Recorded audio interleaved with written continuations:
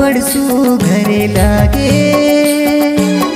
मिट गुर तुरे तोर बोले अपन रंग मात रंगले रीत के बांधे डोरे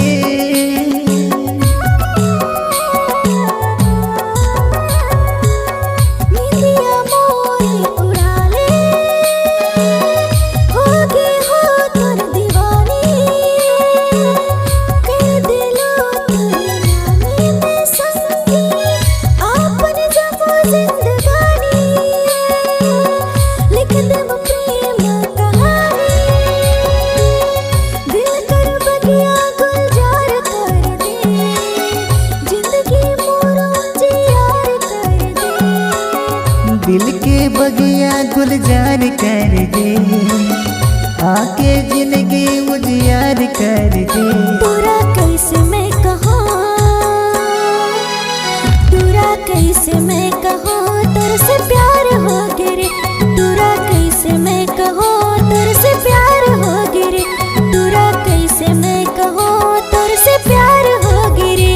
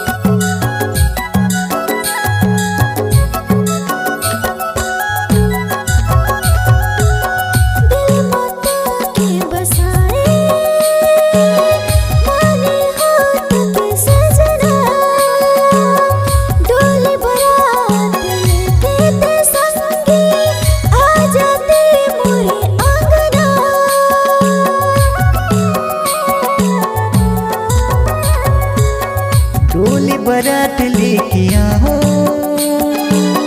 सुन ले वो मोरी सजनी सात वचन लाने भाओ तुरसे है वादा तुरसे है वादा।